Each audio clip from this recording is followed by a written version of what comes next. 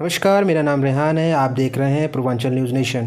पटना के गर्दनीबाग में जुल्म के खिलाफ एक बार फिर ऑल इंडिया इंसाफ काउंसिल व अन्य कई सामाजिक संगठनों ने भारत के मणिपुर और फिलिस्तीन में हो रहे हिंसा के विरुद्ध का महाधरना प्रदर्शन किया।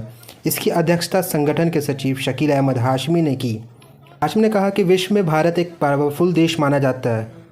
मणिपुर में अब तक हिंसा रोकने की कोई संभावना नहीं दिख रही है। प्रधानमंत्री को चाहिए कि वह खुद मणिपुर का दौरा करें और वहां के हालात को संतुलित बनाएं और साथ ही सरकार से मणिपुर और फिलिस्तीन में अमन बहाल करने की अपील भी की। क्या नाम हुआ? से आग्रह करते शकील हैं हाशमी, कि राष्ट्रीय वो सचिव ऑल इंडिया अमन और शांति का गहवारा और इस धरना प्रदर्शन और मणिपुर जो हमारी मांग है वो यही है कि जिस तरह से मणिपुर के हालात और पूरे आप के एक साल से लगा सकते हैं मणिपुर आप जो मीडिया बंधुओं के शांति की द्वारा राह देख रहा है। दुनिया जान माननीय प्रधानमंत्री श्री मोदी जी से हमारी ये मांग है कि वो खुद स्वयं जो है मणिपुर का दौरा करें, तो हमें लगता है कि मणिपुर के हालात साजगार हों।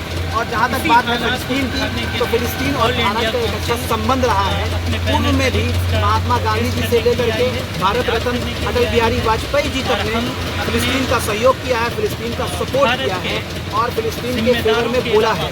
पूर्व में 1977 में अटल बिहारी वाजपेयी जी ने जनता पार्टी के मंच से फिलिस्तीन के फेवर में बोला था, फिलिस्तीन के सहयोग में बोला था और इजराइल को ये कहा था कि इजराइल को फिलिस्तीन की जिस जमीन पर कब्जा किया है उस जमीन को छोड़ देना चाहिए। तो आज की धरना प्रदर्शन से हम अपने भारत के हुक्मरानों से निश्चित तौर पर प्रधानमंत्री जी से ये मांग करते हैं कि जिस तरह रूस और यूक्रेन के जंग को रोकने की और जंग न होने की आप बात कर रहे हैं, उसी तरह इजराइल और फिलिस्तीन में जो जंग छिड़ा हुआ है उस जंग को रोकने की आप पहल करें। अगर आप कोशिश करेंगे और पहल करेंगे तो यकीनी तौर पर जंग रुकेगी और जो मासूमों का कत्लेआम हो रहा है और उनके साथ जिस तरह के हालात पेश आ रहे हैं, ये सब कुछ अपने आप में बेहतर हो जाएगा। 1977 में जब जनता पार्टी की जीत हुई थी और उस जीत के जश्न की जो रैली थी, उस रैली के मंच से अटल बिहारी वाजपेयी जी ने फिलिस्तीन का सहयोग किया था, उसका सपोर्ट किया था और वाजपेयी जी ने यह कहा था कि इजराइल ने फिलिस्तीन के जिस ज़मीन पर कब्जा किया है